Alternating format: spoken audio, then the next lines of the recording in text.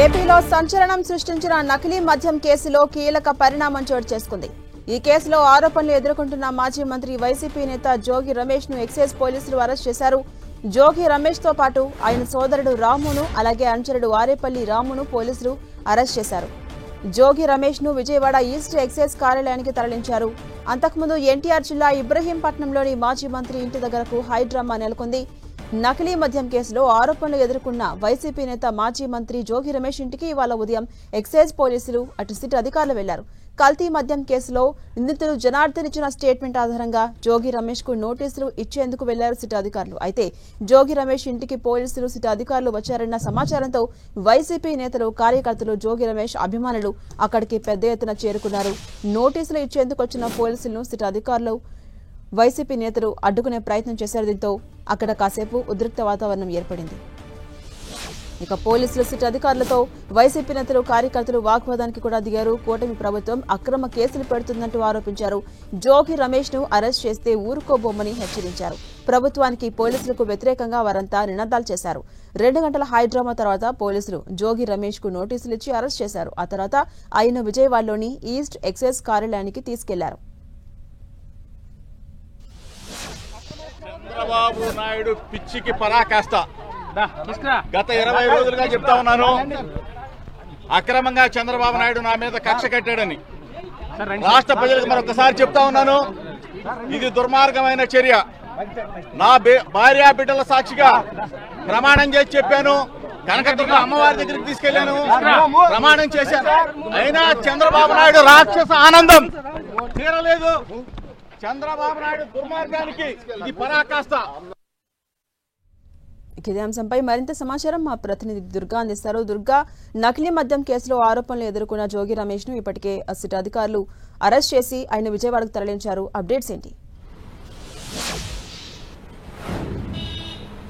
నకిలీ మద్యం కేసులో కీలక పరిణామంగా చెప్పాలి. ఎందుకంటే మాజీ మంత్రి జోగి రమేష్ ను కొద్దిసేపటి క్రితం ఎక్సైజ్ సిట్ అధికారులు అరెస్ట్ చేసి విజయవాడ ఈస్ట్ ఎక్సైజ్ కార్యాలయానికి తరలించడం జరిగింది.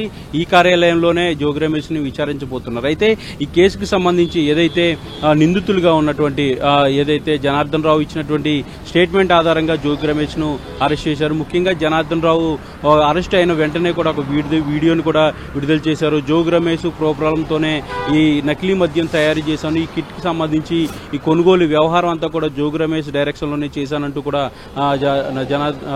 జనార్దన్ రావు ఇచ్చినటువంటి స్టేట్మెంట్ ఆధారంగా మొదటి నుంచి కూడా కేసు కూడా నమోదు చేసినటువంటి ఎక్సైజ్ అధికారులు దీనికి సంబంధించి ఫర్దర్ ఇన్వెస్టిగేషన్ చేశారు. ఎందుకంటే రిమాండ్ లో ఉన్నటువంటి జనార్దన్ రావు సోదరులిద్దరినీ కూడా కస్టడీలోకి తీసుకుని కీలకమైనటువంటి ఆధారాలను కూడా సేకరించారు.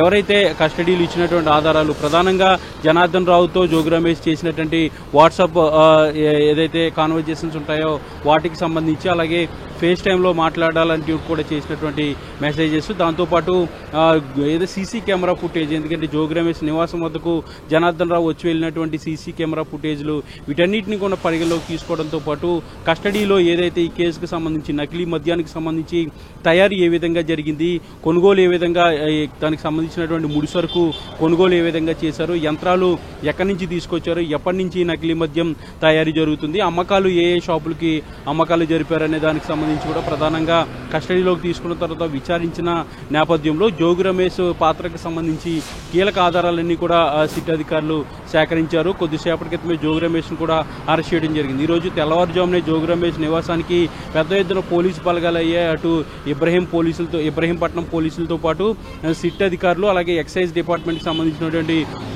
పోలీసు అధికారులు వీళ్ళంతా కూడా వెళ్లడం జరిగింది. పెద్ద ఎత్తున జోగి రమేష్ అనుచరులు, పార్టీ కార్యకర్తలు కూడా చేరుకున్నారు. ఒక హైడ్రామా అనేది కొనసాగింది. దాదాపు 3 గంటల పాటు జోగి రమేష్ నివాసం వద్ద పోలీసులు వెయిట్ చేశారు. ముఖ్యంగా లోపల ఇంట్లోనే ఉన్నటువంటి జోగి రమేష్ తో సంభాషణలు జరిపించారు. ముఖ్యంగా ముందైతే ఈ సెర్చ్ పర్మిట్ అయితే ఇవ్వడం జరిగింది. ఏదైతే ఎక్సైజ్ సూపరింటెండెంట్ పేరుతో శివరాం పేరుతో ఇచ్చినటువంటి సెర్చ్ వారెంట్ ను సంతకాలు తీసుకున్న తర్వాత నేరుగా అరెస్ట్ కూడా చేస్తూ ఒక నోటీస్ కూడా ఇవ్వడం జరిగింది. కుటుంబ సభ్యులకు సమాచారం ఇచ్చారు. అయితే అరెస్ట్ చేసే ముందు జోగి రమేష్ అలాగే సతీమణి ఇద్దరు కూడా కార్యకర్తలు కార్యకర్తలు అలాగే అనుచరులు అభిమానులు ఎవరైతే వచ్చారో వాళ్ళందరికీ కూడా అభివాదం చేసిన తర్వాత నేరుగా పోలీసులతో రావడం, అతన్ని వ్యాన్ ఎక్కించి ఇక్కడి నుంచి నేరుగా తూర్పు కార్యాలయానికి తీసుకెళ్లడం జరిగింది. అయితే అరెస్ట్ చేసే సమయంలో 10 టీవీతో ఎక్స్క్లూజివ్ గా జోగి రమేష్ కూడా మాట్లాడడం జరిగింది. అక్రమంగా నన్ను అరెస్ట్ చేస్తున్నారు, కక్షపూరితంగా భాగంగానే అరెస్ట్ అనేది అంటూ జరిగింది, నేను ఎలాంటి తప్పు చేయలేదంటూ కూడా జోగి రమేష్ కూడా వ్యాఖ్యలు చేసినటువంటి పరిస్థితి. ప్రస్తుతం అయితే విజయవాడ తూర్పు ఎక్సైజ్ కార్యాలయానికి జోగి రమేష్ ను తరలించారు.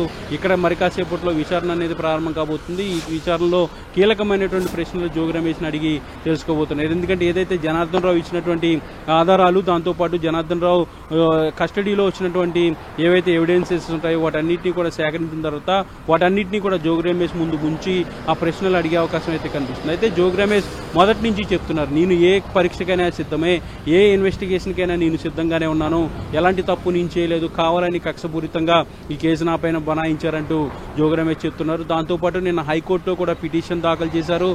సిబిఐతో విచారణ చేయించాలి, లోకల్ సిట్ అధికారులతో మాకు నమ్మకం లేదు, సిట్ అంటే ఖచ్చితంగా ప్రభుత్వానికి అనుకూలంగా విచారణ జరుగుతుందనేది ఆయన వాదనగా తెలుస్తుంది. ఇందులో భాగంగానే సిబిఐతో విచారణ చేయించాలంటూ కూడా నిన్న హైకోర్టులో ఆయన పిటిషన్ కూడా దాఖలు చేశారు. దాంతోపాటు గడిచినటువంటి 20 రోజులుగా కూడా అనేక పొలిటికల్ కామెంట్స్ కూడా జోగి రమేష్ చేస్తున్నారు. ప్రధానంగా తిరుమల వెంకటేశ్వర స్వామి ముందు ప్రమాణం చేసేందుకు సిద్ధంగా ఉన్నానంటూ కూడా మొదట్లో కామెంట్ చేశారు. తర్వాత కనకదుర్గమ్మ అమ్మవారి ఆలయానికి నేరుగా కుటుంబంతో సహా వెళ్లి అక్కడ ప్రమాణం కూడా చేయడం జరిగింది.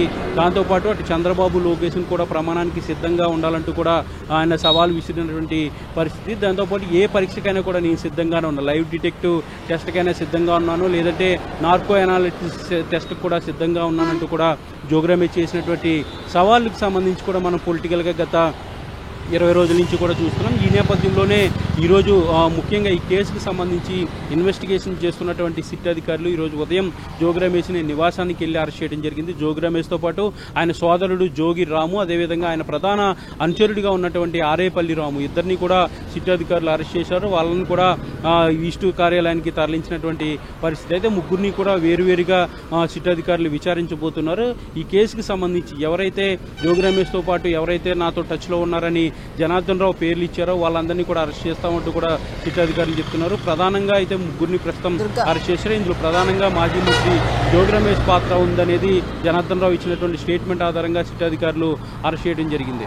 అదేవిధంగా దుర్గా, వారి అనుచరుడు జోగి రమేష్ తమ్ముడితో పాటు వాళ్ళ ప్రధాన అనుచరుడు ఆరేపల్లి రామును కూడా అదుపులోకి తీసుకున్నారు కదా, సో అతన్ని ఏ కోణంలో ప్రశ్నలు సంధించే అవకాశం ఉంది?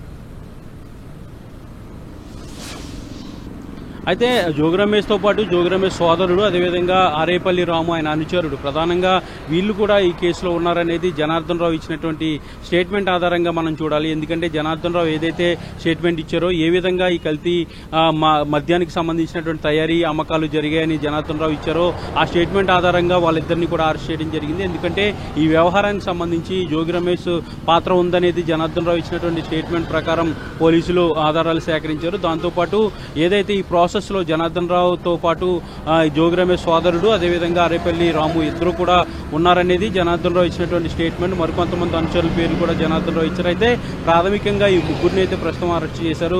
జోగి రమేష్ ప్రాబ్లం ఉంటే 2023 నుంచి కూడా పూర్తిగా ఈ నకిలీ మద్యం తయారీకి సంబంధించి వ్యవహారం అనేది నడుస్తుందంటూ కూడా ఆయన ఇచ్చినటువంటి స్టేట్మెంట్. మొదట చిన్నగా ప్రారంభించి తర్వాత పెద్ద మిషన్లు కూడా కొనుగోలు చేశాం, ఆఫ్రికా నుంచి తీసుకొచ్చి స్పిరిట్ కానీ అక్కడ నుంచి మిషన్లు కానీ తీసుకొచ్చి ప్రత్యేకంగా ట్రైనింగ్ కూడా తీసుకుని కొంతమంది వ్యక్తుల్ని అపాయింట్ చేసుకుని ఈ కల్తీ మద్యం మాఫియా అనేది జరిగిందంటూ కూడా జనార్దన్ రావు పోలీసు విచారణలో చెప్పడం జరిగింది. ఇందులో భాగంగానే ఆయన్ని ఇచ్చినటువంటి ఆధారాలు స్టేట్మెంట్ అంతా కూడా రికార్డ్ చేసుకున్న తర్వాత జోగి రమేష్ ని అరెస్ట్ చేయడం జరిగింది. అయితే జోగి రమేష్ మాత్రం నాకు పూర్తిగా సంబంధం లేని వ్యవహారం అంటూ కూడా ఆయన చాలా బలంగా చెప్తున్నటువంటి పరిస్థితి. జనార్దన్ రావు అనే వ్యక్తి కేవలం ఒకే ఏరియా కాబట్టి పరిచయస్తుడు మాత్రమే, నాకు ఎలాంటి ఆర్థిక లావాదేవీలు కానీ లేదంటే ఇతరత్ర లావాదేవీలు కానీ ఆయనతో లేవు, కేవలం ఏదైనా శుభకార్యాలకు కానీ లేదంటే పబ్లిక్ ఫంక్షన్స్ కానీ వెళ్ళినప్పుడు కలవడం తప్ప వ్యక్తిగతంగా కూడా ఎప్పుడు కలవలేదనేది జోగి రమేష్ చెప్తున్నారు. దాంతోపాటు ఈ కేసుకు సంబంధించి సిబిఐ విచారణకైనా సరే నేను సిద్ధంగా ఉన్నాను, దాంతోపాటు నార్కో అనాలిసిస్ టెస్ట్ కానీ లైవ్ డిటెక్టివ్ టెస్ట్ కానీ నేను సిద్ధంగా ఉన్నానంటూ కూడా జోగి రమేష్ పదే చెప్తున్నటువంటి ఉన్నటువంటి పరిస్థితి. 2 రోజుల క్రితం కూడా ఏదైతే జనార్దన్ రావు కస్టడీలో వెల్లడించినటువంటి విషయాలు నేపథ్యంలో జోగి రమేష్ అరెస్టు చేస్తారో అంటూ కూడా వచ్చినటువంటి వార్తల నేపథ్యంలో 2 రోజుల క్రితం కూడా జోగి రమేష్ మరోసారి ప్రెస్ మీట్ పెట్టారు. ఆయన మరొకసారి ఇవే విషయాలను చాలా స్పష్టంగా చెప్పినటువంటి పరిస్థితి. కేవలం కక్షపూరితంగా మాత్రం అరెస్ట్ చేస్తున్నారంటూ కూడా జోగి రమేష్ చెప్తున్నారు. అయితే ఈ కేసుకు సంబంధించి అయితే మాత్రం చాలా కీలకమైనటువంటి ఆధారాలు మా దగ్గర ఉన్నాయంటూ కూడా సిట్ అధికారులు చెప్తున్నారు. ఇందులో భాగంగానే కొద్దిసేపటి క్రితం మాజీ మంత్రి జోగి రమేష్ ను అరెస్ట్ చేసి తరలించడం జరిగింది. విజయవాడ ఎక్సైజ్ ఈస్ట్ కార్యాలయానికి తీసుకెళ్లి ఈ రోజు విచారించబోతున్నారు. ఈ రోజంతా కూడా మధ్యాహ్నం నుంచి సాయంత్రం వరకు కూడా విచారణ అనేది కొనసాగే అవకాశం కనిపిస్తుంది. తర్వాత కోర్టులో ప్రొడ్యూస్ చేసే అవకాశాలు కూడా కనిపిస్తున్నాయి. Right, thank you Durga.